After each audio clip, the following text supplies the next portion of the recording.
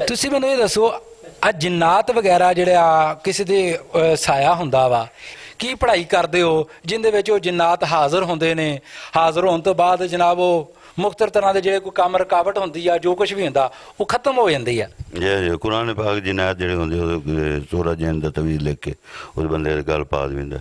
ਅੱਛਾ ਬੰਦੇ ਤੇ ਗੱਲ ਪਾ ਦਿੰਦੇ ਹੋ ਅੱਲਾਹ ਤਾਲਾ ਮਿਹਰਬਾਨੀ ਕਰਦਾ ਸ਼ਿਫਾ ਯਾਫਤਾ ਹੋ ਜਾਂਦਾ ਵਾ। ਅੱਛਾ ਇਹ ਜਿਹੜੇ ਜਿੰਨ ਨੇ ਇਹਨਾਂ ਦੀ ਕਿੰਨੀ ਤਾਦਾਦ ਹੈ ਔਰ ਕੀ ਨਾਮ ਹੈ ਇਹਨਾਂ ਦੇ? ਨਹੀਂ ਪਤਾ ਉਹ ਤੁਹਾਡੇ ਕੋਲ ਨਸਰੁੱਲਾ ਜਿੰਨਾ ਮੁਖਤਲਿਫ ਤਰ੍ਹਾਂ ਦੇ ਜਿੰਨਾ ਕੋਈ ਅੱਲਾ ਦਿੱਤਾ ਜਿੰਨਾ ਨਹੀਂ ਜੀ ਕੋਈ ਅੱਲਾਹ ਦਿੱਤਾ ਨਹੀਂ ਕੋਈ ਜਿੰਨ ਨਹੀਂ ਹੈਗਾ ਤੁਹਾਡੇ ਕੋਲ? ਨਹੀਂ ਜੀ। ਆ ਤੁਸੀਂ ਫਿਰ ਰਾਮ ਕਿਵੇਂ ਆਂਦਾ ਵਾ ਜੀ ਜਿਹੜਾ ਲੋਕਾਂ ਨੂੰ ਤੁਸੀਂ ਦਮ ਕਰਦੇ ਹੋ ਜਦੋਂ ਤੁਹਾਡੇ ਕੋਲ ਜਿੰਨਾਤ ਨਹੀਂ ਹੈਗੇ ਫਿਰ ਰਾਮ ਕਿਵੇਂ ਹੁੰਦਾ ਲੋਕਾਂ ਨੂੰ? ਆਰਾਮ ਕਿ ਕੁਰਾਨ ਪਾਕ ਦੀ ਆਇਤਾਂ ਪੜ੍ਹਦੇ ਕੁਰਾਨ ਤੁਸੀਂ ਕੁਲਹੂ ਅੱਲਾ ਤੋਂ ਉੱਤੇ ਕੋਈ ਐਤ ਹੀ ਨਹੀਂ ਪੜ੍ਹ ਕੇ ਸੁਣਾਈ ਜਿੰਨਾਤ ਦੇ ਬਾਰੇ ਕੋਈ ਐਤ ਸੁਣਾਓ ਸਾਨੂੰ। ਨਹੀਂ ਜਿੰਨਾਤ ਦੇ ਬਾਰੇ ਮੈਂ ਦਰੂਦ ਇਬਰਾਹੀਮ ਨਹੀਂ ਤੁਹਾਨੂੰ ਆਂਦੀ? ਸੂਰਜ ਜਿੰਨ ਤੇ ਲਿਖ ਕੇ ਤਵੀਜ਼ ਜਿਹੜਾ ਉਹਦੇ ਗੱਲ ਪਾ ਦਿੰਦਾ ਅੱਲਾਹ ਤਾਲਾ ਮਿਹਰਬਾਨੀ ਕਰਦਾ। ਅੱਛਾ ਤੁਹਾਡੀ ਤਾਲੀਮ ਕਿੰਨੀ ਆ? ਹਾਂਜੀ ਤਾਲੀਮ ਕਿੰਨੀ ਆ? ਤਲੀਮ ਪ੍ਰਾਇਮਰੀ ਤੇ ਕੋਈ ਹਾਫਜ਼ ਹੁਫਜ਼ ਕੋਈ ਚੀਜ਼ ਨਹੀਂ ਪੜ੍ਹ? ਨਹੀਂ ਜੀ ਕੁਰਾਨ ਮਜੀਦ ਪੜ੍ਹਦੇ ਹੋ? ਕੁਰਾਨ ਹਾਫਿਜ਼ ਹੈ ਜੀ ਉਹ ਦਮ ਦੁਮ ਕਰ। ਹਾਂਜੀ ਹਾਂਜੀ ਤੁਸੀਂ ਕੁਰਾਨ ਮਜੀਦ ਪੜ੍ਹਦੇ ਹੋ ਡੇਲੀ? ਹਾਂਜੀ ਨਹੀਂ ਨਹੀਂ ਪੜ੍ਹਦੇ? ਨਹੀਂ ਜੀ ਕੋਈ ਦਵਾਵਾਂ ਕੋਈ ਮੁਸ਼ਕਲ? ਕਹਿੰਦੇ ਅੱਲਾਹ ਤਾਲਾ ਨੇ ਮਿਹਰਬਾਨੀ ਕੀਤੀ ਜੋ ਜਿਵੇਂ ਆਮ ਅੱਲਾਹ ਤਾਲਾ ਦੇ ਘਰ ਦੇ ਵਿੱਚ ਬੰਦਾ ਦੁਆ ਮੰਗਦਾ। ਇਹ ਕਿੰਨੇ ਸਾਲ ਹੋ ਗਏ ਤੁਹਾਨੂੰ ਇਹ ਕੰਮ ਕਰਦੇ ਨੂੰ? ਇਹ ਸਾਰੇ ਪੂਰਾ ਪੀਰ ਸ਼ਾਹ ਕਰਦਾ ਜੀ ਮੈਂ ਅਸਲ ਨਹੀਂ ਕਰਦਾ। ਤੁਹਾਨੂੰ ਸਿਰਫ ਕਿੰਨੀ ਦੇਰ ਹੋ ਗਈ? ਤਕਰੀਬਨ ਕਾਫੀ ਅਰਸਾ ਹੋ ਗਿਆ ਤਕਰੀਬਨ 15-20 ਸਾਲ ਹੋ ਗਏ ਆ ਜਾਂ ਸਨ 88 ਦੇ ਵਿੱਚੋਂ ਕਰ ਰਹੇ ਹੋ? ਸਨ 88 ਤੋਂ ਜ਼ਿਆਦਾ ਹੋ ਗਿਆ ਜੀ। ਸਨ 88 ਚੋਂ ਕਰ ਰਹੇ ਹੋ?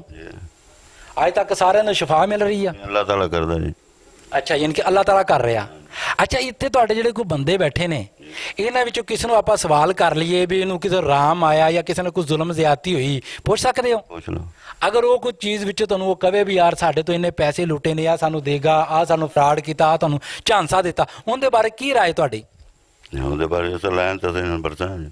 ਅਗਰ ਉਹ ਬੰਦਾ ਤੁਹਾਡੇ ਵਿੱਚ ਤੋਂ ਉੱਠ ਕੇ ਕਹਿ ਦਿੰਦਾ ਵਾ ਵੀ ਸਾਡੇ ਨਾਲ ਬਾਬਾ ਜੀ ਨੇ ਆਹ ਜ਼ਿਆਦਤੀ ਕੀਤੀ ਹੈ ਸਾਡੇ ਤੋਂ ਪੈਸੇ ਲਏ ਨੇ ਇੱਕ ਕਹਿ ਬਾਕੀ ਦੇ ਬੈਠੇ ਪਿੱਛੇ ਕਿਸੇ ਪੁੱਛ ਲਓ। ਯਾਨੀ ਕਿ ਕੋਈ ਇੱਕ ਬੰਦਾ ਕਹਿ ਦੇਵੇ ਵੀ ਕੋਈ ਇੱਕ ਬੰਦਾ ਕਹਿ ਦੇਵੇ ਸਾਡੇ ਤੋਂ ਇੰਨੇ ਪੈਸੇ ਲੈ ਲਏ ਨੇ ਜਨਾਬ ਆਹ ਇੰਨਾ ਕੁਛ ਲੈ ਲਿਆ ਵਾ ਹੈ ਤੇ ਉਹਦੇ ਬਾਰੇ ਤੁਹਾਡੀ ਕੀ ਰਾਏ ਆ?